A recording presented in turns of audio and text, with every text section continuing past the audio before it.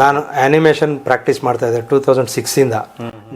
ನಾನು ದೇವ್ರ ಪೂಜೆ ಮಾಡ್ತಾ ಇದ್ದಿದ್ದೆ ಕಡಿಮೆ. ನಾನು ಗಂಧದ ಕಡ್ಡಿ ನಮ್ಮ ತಂದೆ ಹೇಳ್ತಾ ಇದ್ರು ಯಾವಾಗ್ಲೂ, ಬೆಳಗ್ಗೆ ಎದ್ದು ಒಂದು 5 ನಿಮಿಷನಾದರೂ ಜಪ ಮಾಡು, ಧ್ಯಾನ ಮಾಡು, ದೇವ್ರಿಗೆ ಒಂದು ಊದುಬತ್ತಿನಾರ ತೋರಿಸು ಅಂತ 3-4 ದಿವಸ ಆಗೋದು ನಾನು ಮಾಡ್ಬೇಕಂದ್ರೆ.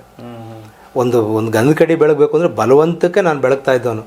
ದೆವ್ವ ಭೂತ ಅಂದರೆ ನಾನು ಲೆಕ್ಕಕ್ಕೆ ಇಲ್ಲ, ನಾನು ಏನೂ ಇಲ್ಲ, ಕಣ್ಣು ಕಾಣಿಸಲ್ಲ, ನಾನೇನಕ್ಕೆ ನಂಬಲಿ ಅಂತ ನಾನು ಹೇಳ್ತಾ ಇದ್ದೆ. ಆದರೆ ನಮ್ಮ ತಾತ ಅವರು ಹನುಮಾನ್ ಸಾಧಕರು. ಅಂದರೆ ಉಪಾಸನೆ ಅಂದರೆ ಸಿದ್ಧಿನೇ ಮಾಡ್ಕೊಂಡಿದ್ರು. ಸಾಕ್ಷಾತ್ ಆಂಜನೇಯ ಸ್ವಾಮಿ ಅವ್ರಿಗೆ ವರ ಕೊಟ್ಟೋಗಿದ್ರು, ಮತ್ತು ದರ್ಶನನೂ ಕೊಟ್ಟಿದ್ರು. ಒಂದು ಕಲ್ಯಾಣಿಲಿ ದೊಡ್ಡ ಕೋತಿ ಸ್ವರೂಪದಲ್ಲಿ ಕಾಣಿಸಿದ್ರು. ಅದು ಇನ್ನೊಬ್ಬ ಮಾಂತ್ರಿಕ ಅವ್ರಿಗೆ ಒಂದು ಚಾಲೆಂಜ್ ಮಾಡಿದ್ದ.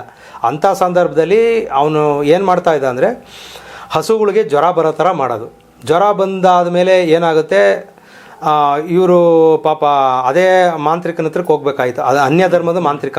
ಅವನು ಈ ಥರ ಉಪಟಳ ಜಾಸ್ತಿ ಆಗೋಗಿತ್ತು. ಆಗ 60 ವರ್ಷದಿಂದ 70 ವರ್ಷದಿಂದ ಎಲ್ಲ ಹಸುಗಳು ಇದ್ದವರೇ, ಅವರೇ ಶ್ರೀಮಂತರು. ಅಂಥ ಸಂದರ್ಭದಲ್ಲಿ ಇದು ನಡೀತಾ ಇದ್ದಿದ್ದು. ಒಂದೊಂದು ಮನೆಯಲ್ಲಿ 20 ಹಸ 30 ಹಸುಗಳಿಗೆ ಕಾಯಿಲೆ ಬರ್ಸೋನು ಒಂದೇ ಬಾರಿಗೆ. ಅದನ್ನು ನಮ್ಮ ತಾತ ಅವರು ನಿವಾರಣೆ ಮಾಡ್ತಾ ಇದ್ದಾಗ